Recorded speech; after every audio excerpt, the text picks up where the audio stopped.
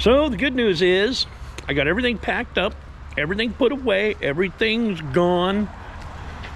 So that's good news. It's kind of depressing though when, hold on a second guys, look at this. It's pretty depressing when your entire life, I have no bills. That's it. One storage unit and one Jeep. One storage unit and one Jeep. And I am out of here. 18 years isn't quite long enough to push a full pension, but my knees are shot and that's about all I got in me. So it's gonna have to work. So we'll see what happens next. So when life kicks you in the balls, you head for Tahuya. Tahuya State Forest for the night. Anyway, it's getting dark. I'm gonna have to get down, but tomorrow we'll check all this out in the daylight.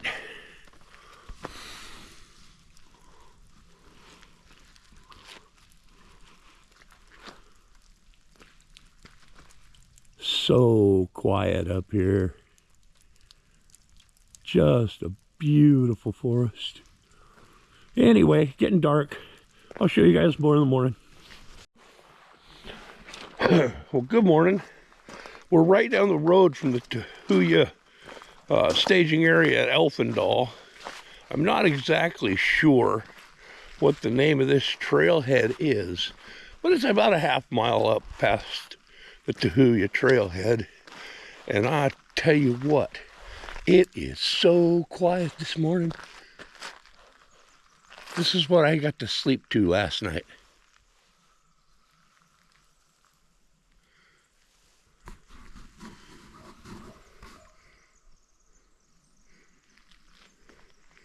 Good morning, sunshine. There was a little bit of hail last night. Still some snow on the ground from the storm.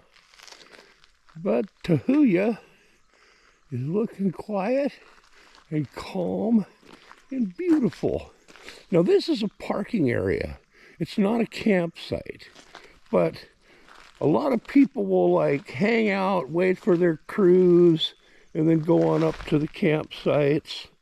So, and I'm not a rooftop tenter looking crazy person. So they all leave me alone. Okay. Well, anyway, let's get warmed up and let's get the hell out of here. Okay.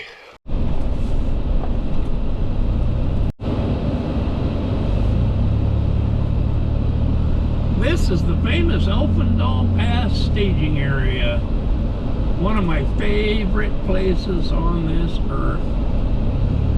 It used to be open for camping at night. We used to have bonfires up here, but I'm seeing a lot of signs saying now, no overnight camping, which makes me think there must be a lot of fights in the morning in the summer over spots.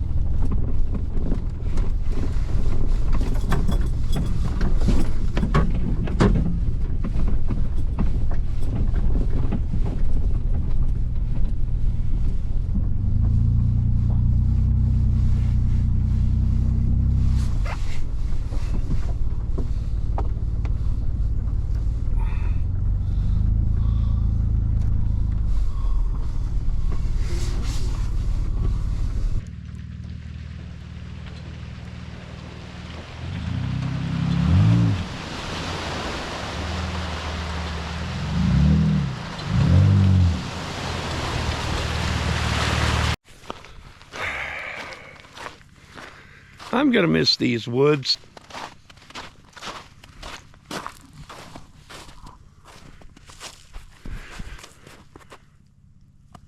And there we have it, folks. Hey, Dad, wait up. You're one step ahead. One a day 50 plus. The one. Bye, HDs. This statement has not been evaluated by the Food and Drug Bye, Administration. Belfair. It is not intended to diagnose, treat, cure, or prevent any disease.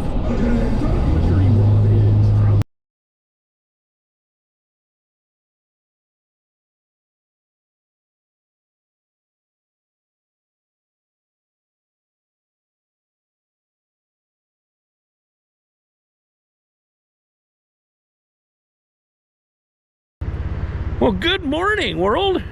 This is the first day of the rest of my life. This is Shazzy Bear.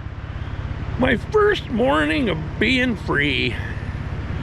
But why look at me? Look where we woke up this morning. This place is called Beards Hollow, Washington. It's far cry south from where we were. Not a bad place to wake up, though. Scarlet, my chariot.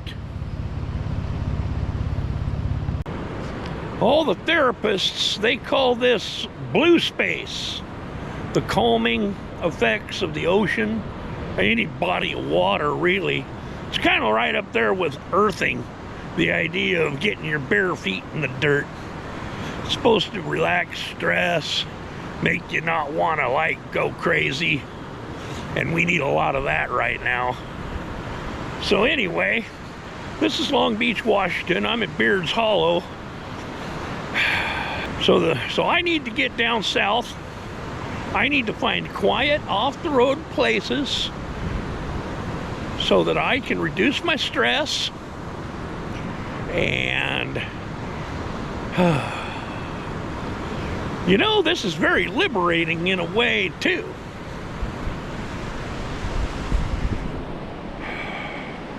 My mental health issues have cost me so much. Cost me friends, cost me relationships, cost me a lot of money self-medicating alcohol to deal with it. And all the while, yeah, I'm retired a little earlier than I wanted to, but hey, how many people get to get born again at 57 years old?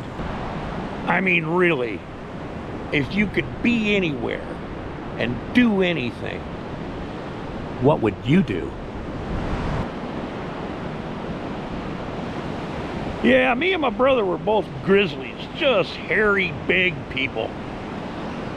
And he passed away, so my older brother, he's kind of the original Shaw Bear. But see, when I was overseas, when I was a young man, everybody thought I kind of looked like Fozzie Bear. And when you're flying in an air wing with the military, even not just pilots, pretty much anyone involved with aircraft gets a nickname. So, a waka waka waka, I got to be Shazzy Bear.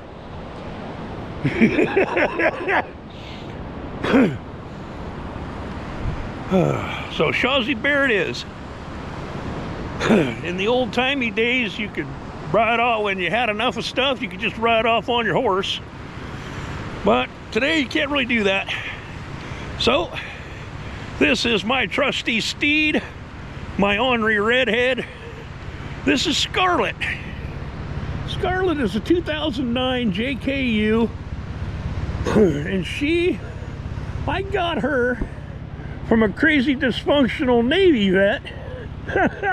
Go Navy. I love the Navy. Navy's taken me to some of the most god-awful places on this planet and then left. But anyway, she's on 35 by 12.5s, got 40-88 to 1 gears, and she saved my life. Let's talk about that. So right about the time I turned 50, I got a horrible toothache, and it was right during the COVID. So I went in. Dentist tells me, "You don't have a toothache, son. You've got an active infection."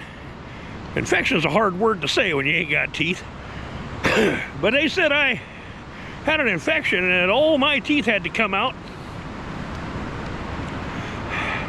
They said I'd be out of work 3 to 5 days. Well, when I left, my mouth was a raw, bloody, gaping hole. It hurt. There was nothing I could eat. I couldn't talk.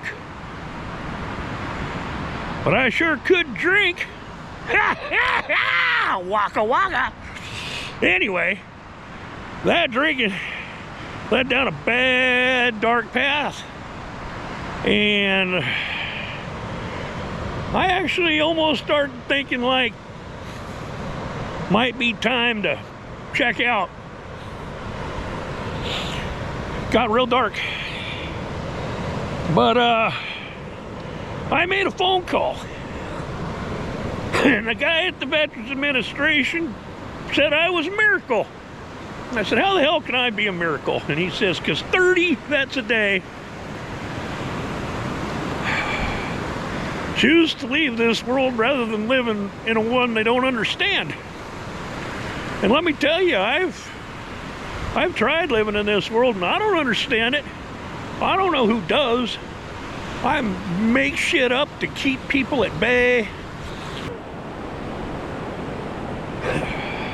In addition to ocean and mountains, a lot of PTSD survivors, the aromatherapy helps a lot. Some like the acupuncture, although I've never been a fan of sticking needles in me. Yeah, there's a lot of stuff out there, but I don't think the message is getting out. And not only that, but you know, I don't know what I don't know, so I can't tell you. So we're gonna find out together.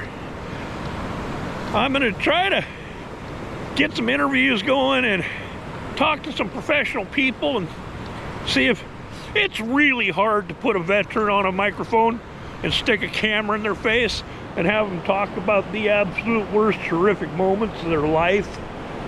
But I'm gonna give it a whirl. We'll see how it goes. Yeah. So anyway, this is Long Beach. I'm gonna eat some breakfast, and I'm still, as you can tell, I spent my career beating Navy boats together, not videoing. I'm all right at talking to the camera, I guess, but once I get all this, I don't know exactly what to do with it. So that's gonna eat up a lot of my time, which won't be on camera. But today's the first day of the rest of my life, and I'm taking you guys along for the journey. This is Shawzy Bear. We'll see ya. One of my favorite places. You can actually have bonfires here, as you can tell when I get turned around here.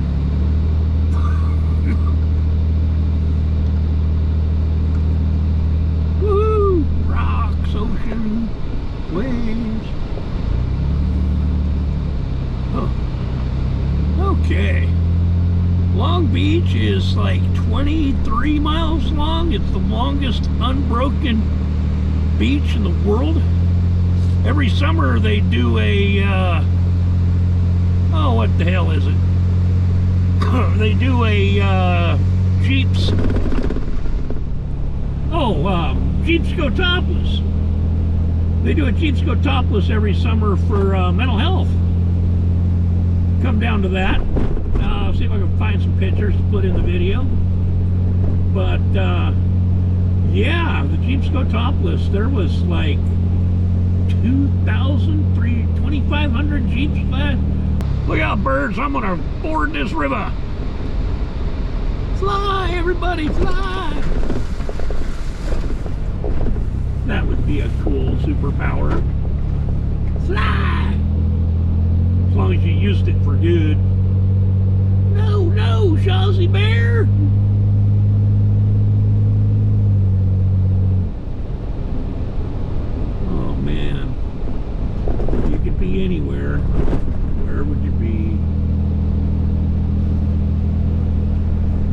chasing the seagulls on the beach. The key to driving in the sand is no sharp turns. I've seen more Jeeps flip on this beach. They get ripping down here 50, 60 miles an hour and then crank it, and they go end over end.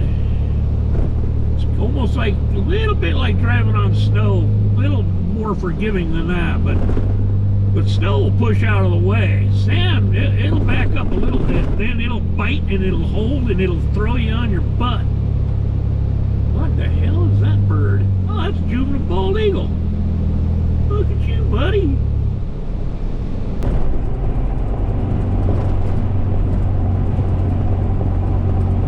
Oh, the Astoria Magler Bridge.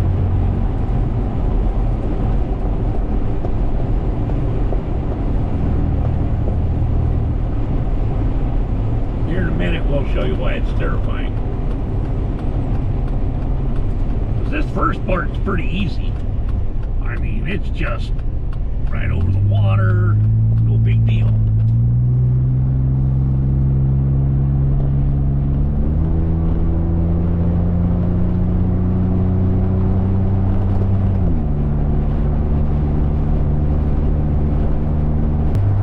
But they had to figure out a way to let those things go up the Columbia River, so they jacked this thing a mile off the water so the boats will fit under it.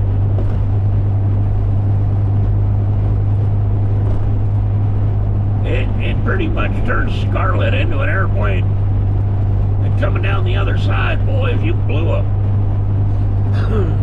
if you threw a lower ball joint or your tire folded out on the wrong spot, oh, that'd be 100-foot drop to your death.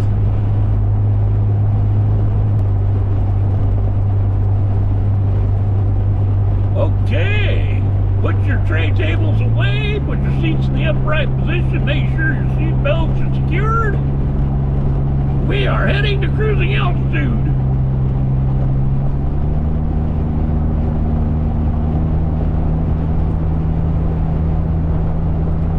Up, up, up, up and away.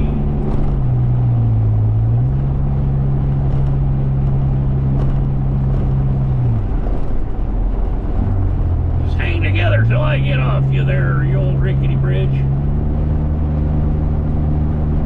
Wow, look how little downtown looks from up here.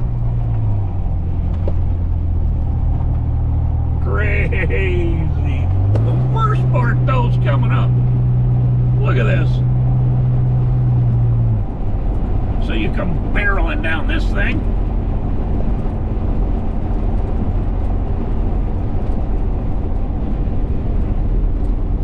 We got this nice sharp turn. I mean, looking at treetops and houses below me. Ah! Hate this bridge. Hey, but I'm headed south. That's my mission. So I shouldn't have to deal with this bridge again for a while. Woohoo! Scarlet's bucking. Okay. Now, south down the Oregon coast.